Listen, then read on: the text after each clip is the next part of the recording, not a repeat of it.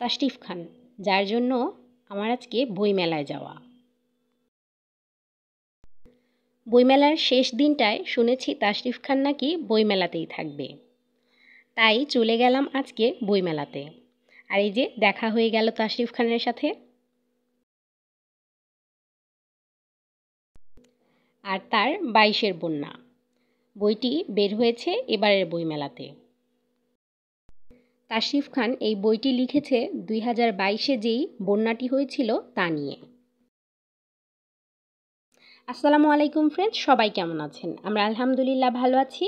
আর আজকে আমি চলে যাচ্ছি বইমেলাতে। বইমেলার শেষ দিন আজকে। আর শেষ প্রহরে বইমেলাতে চলে যাচ্ছি শুধুমাত্র একটি কারণেই, তাশরিফ খান আসবে তা শুনেই ছুটে গেলাম বইমেলাতে। আমরা মেলাতে এখন ঢুকছি। আর এই যে দোকানগুলো সাইডে শাহবাগের, এই জায়গায় মাটির খুব সুন্দর সুন্দর জিনিস পাওয়া যায়। সব কিছুই ঘর সাজানোর জিনিস। খুবই সুন্দর লাগছিল এই দোকানগুলো আর দোকানের জিনিসগুলো। আমরা এই দোকানগুলো দেখছিলাম আর হেঁটে হেঁটে চলে যাচ্ছিলাম বইমেলাতে।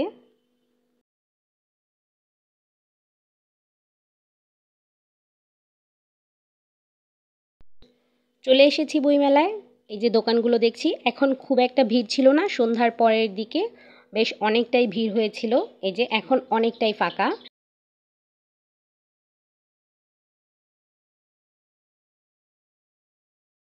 আর কয়েকটা দোকান তো এত সুন্দর করে সাজিয়েছে, দেখে আমরা একদম মুগ্ধ হয়ে গেলাম। খুবই সুন্দর করে সাজানো হয়েছে এই বইমেলার দোকানগুলো।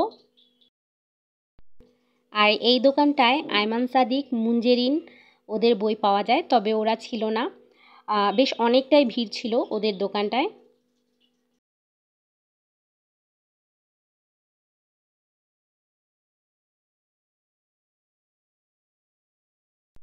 আর এই দিকটায় একজন লেখক ছিল, জোনাক। তার সাথে সবাই সেলফি তুলছিল। আর আমি খুঁজছিলাম কিংবদন্তি পাবলিকেশন। বেশ অনেকক্ষণ খুঁজেই এই কিংবদন্তি পাবলিকেশনটা পেয়েছি। অনেক ভিড় ছিল। এই দোকানটাতেই তাশরিফ ও তার বইটা পাওয়া যাবে, তাই খুঁজছিলাম। বেশ অনেকক্ষণ খুঁজেই পেয়েছি। তবে তখন তাশরিফ ছিল না।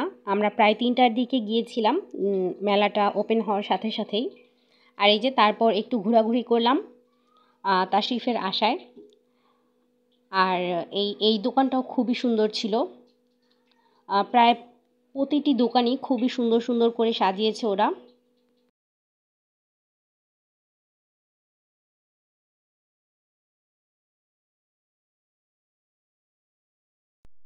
আর এই দিকটায়ও অনেক ভিড় ছিল। এইদিকে সবাই একদম মাথায় ফুল পরে তারপর বসেছিল, তাই আমিও একটু ভিডিও করলাম। সবাই ছবি তুলছিল।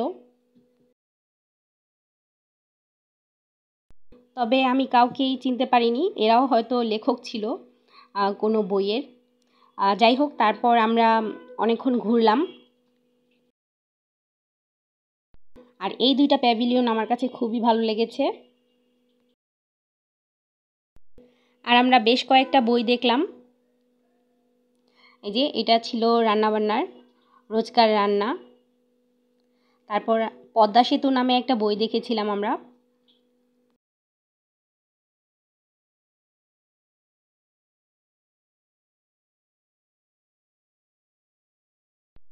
আর উৎসর্গ করা ছিল যারা ভরসা করতে জানেন, এমন কিছু একটা লেখা ছিল উৎসর্গে। তারপর আমি আরেকটা প্যাভিলিয়ন দেখলাম। এই প্যাভিলিয়নটা খুবই সুন্দর ছিল, বই নয় যেন শিল্প। অনেক সুন্দর ছিল এই প্যাভিলিয়নটা।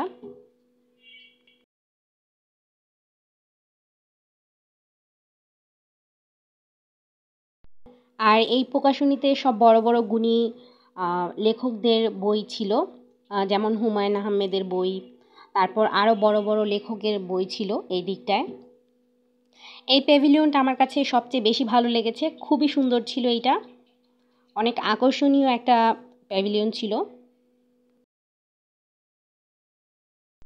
আর এই দিকটায় আমি আরেকটা লেখক দেখতে পেলাম, তাই একটু ভিডিও করলাম। খুবই কিউট ছিল আর সবাই ওর ছবি তুলছিল।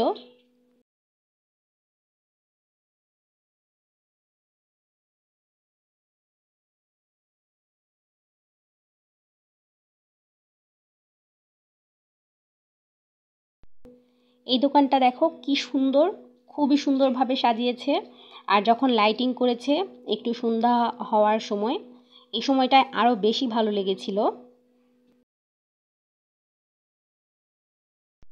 এরপরে আমরা 2টা বই কিনলাম। এই যে একটা কিনেছি ওজিফা, আর আরও একটা কিনেছি, আরেকটা কিনেছিলাম ধাঁধার বই।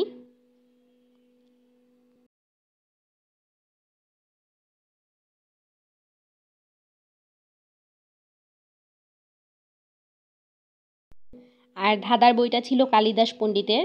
আমরা আরও একটা বই কিনেছি।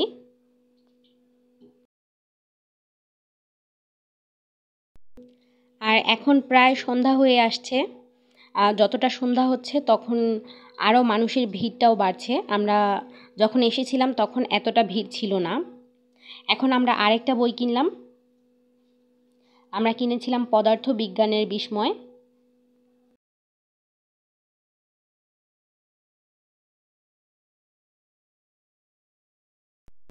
তারপর আবার চলে এলাম কিংবদন্তি পাবলিকেশনে তাশরিফ খানকে খোঁজার জন্য।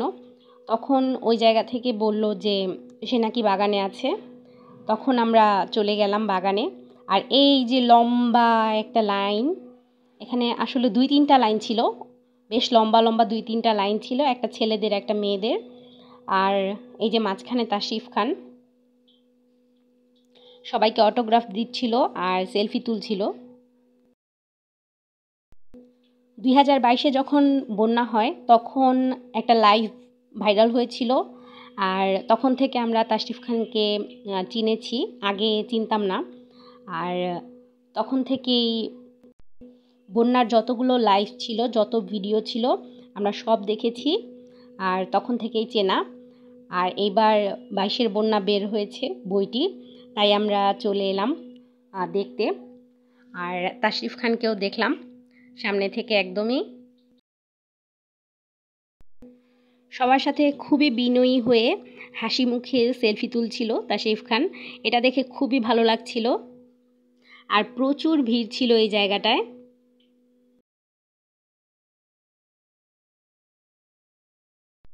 আমি বেশ কিছুক্ষণ দাঁড়িয়েছিলাম দেখার জন্য।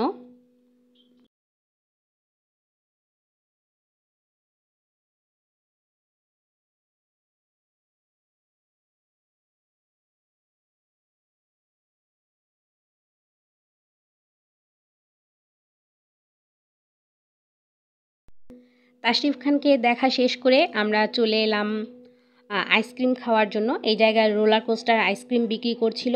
আমরা লক্ষ্মীবাজার থেকেও খেয়েছিলাম, খুবই টেস্টি ছিল, তাই আমরা এখান থেকেও নিলাম। আর লক্ষ্মীবাজার থেকে খেয়েছিলাম 50 টাকায়, এখান থেকে খেলাম 100 টাকায়। আর পরিমাণটাও খুবই কম ছিল, টেস্টটাও লক্ষ্মীবাজার থেকে খারাপ ছিল, যা বলার মতো না। তারপর আমরা আরও কিছুক্ষণ মেলায় ঘুরলাম। আমরা প্রথমে সরারজি উদ্যানের সম্পূর্ণটা ঘুরেছি, তারপর আবার বাংলা একাডেমিতে গিয়েছিলাম। আর এদিকে এই যে ইন্টারভিউ নেওয়া হচ্ছে। তারপর আমরা একটু চানাচুর খেয়ে নিলাম। আর আমার কার্ডটা পড়ে গেছে, আমি হাত দিয়ে চানাচুর খেয়ে নিচ্ছি। আর এই জায়গায় প্রচুর পরিমাণে ডালিয়া ফুল ছিল, তাই একটু ভিডিও করেছি। আর এইদিকে সমাপনী অনুষ্ঠান চলছিল। এই জায়গার যত সভাপতি ছিল সবাই এই জায়গায় ভাষণ দিচ্ছিল, কারণ আজকে শেষ যেহেতু মেলার, তাই সমাপনী অনুষ্ঠান চলছিল।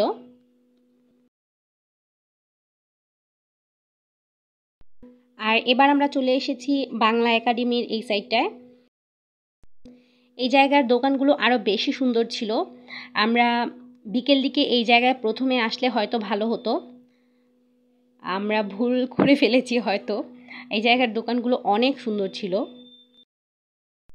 আর বইমেলায় ঘোরাঘুরি শেষ করে আমরা চলে গিয়েছিলাম নাজিরা বাজারে। নাজিরা বাজারে কাচ্চি খাওয়ার জন্য। সারাদিন অনেকক্ষণ ঘোরাঘুরি করেছি, ঘোরাঘুরি করে তারপরে আমরা কাচ্চি খাওয়ার জন্য গিয়েছি বুখারিতে। বুখারি বিরিয়ানি হাউসটায় গিয়েছিলাম। আর আজকের ভিডিওটা এ পর্যন্তই, খাওয়া দাওয়া শেষ করি। যারা সাবস্ক্রাইব করেননি তারা সাবস্ক্রাইব করবেন। আল্লাহ হাফেজ।